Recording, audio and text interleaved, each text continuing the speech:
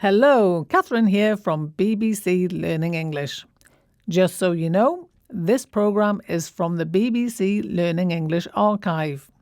It was originally broadcast in April 2007 on our website. Enjoy!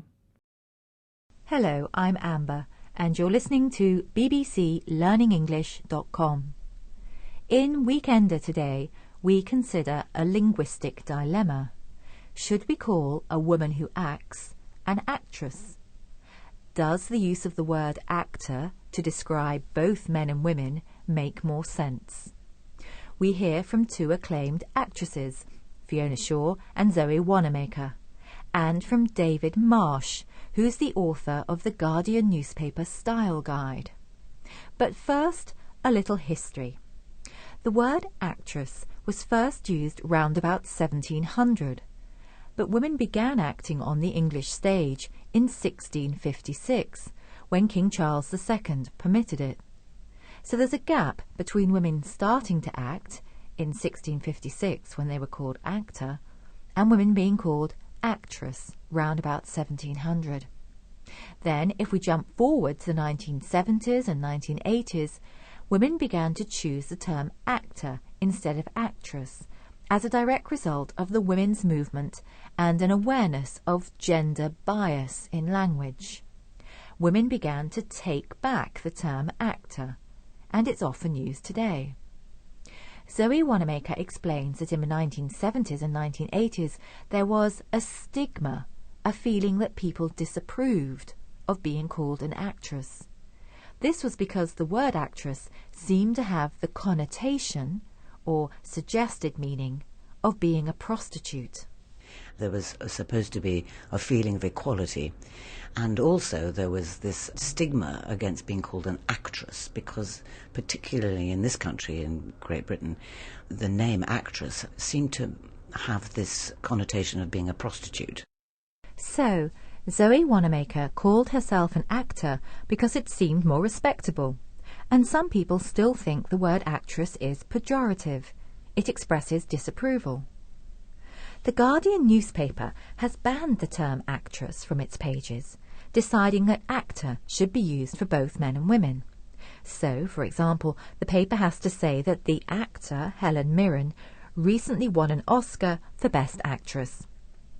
David Marsh, author of the newspaper's Style Guide, says the change was in response to feedback from readers who thought actor should be used for men and women.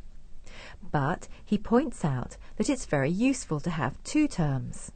Why? Oh, and as you listen, try to catch the informal word he uses to refer to men. If I want to say that Judi Dench is the finest actor in Britain, that's unambiguous. It means she's better than the blokes. If I say she's the finest actress, it means she's better than Helen Mirren and other female actors, which is not saying the same thing at all. So having two words is useful because you can refer to men and women performers as two groups.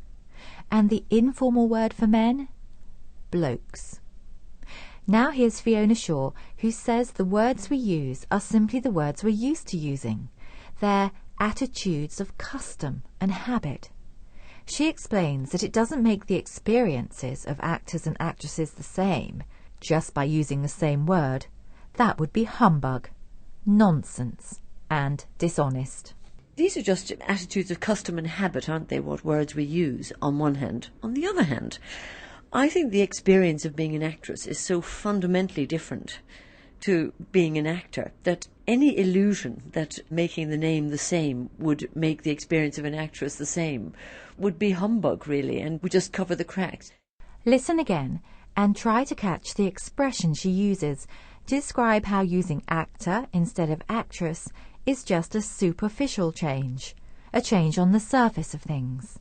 These are just attitudes of custom and habit, aren't they, what words we use on one hand. On the other hand, I think the experience of being an actress is so fundamentally different to being an actor that any illusion that making the name the same would make the experience of an actress the same would be humbug, really, and would just cover the cracks.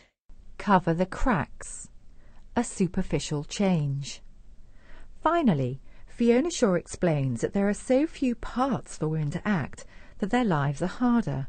So it's not degrading in her view to be called an actress. There's no diminishment of status. She says it's not a sign or badge of shame, but a badge of...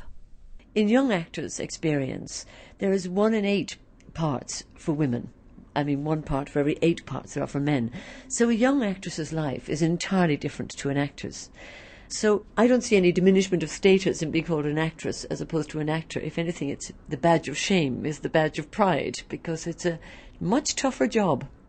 So Fiona Shaw says being called an actress is a badge of pride. It's something to be proud of. Now here's a list of a language we focused on in the programme today. Stigma, connotation, pejorative, blokes, humbug, diminishment of status, badge of shame, badge of pride. More topical stories and language explanations next time at bbclearningenglish.com.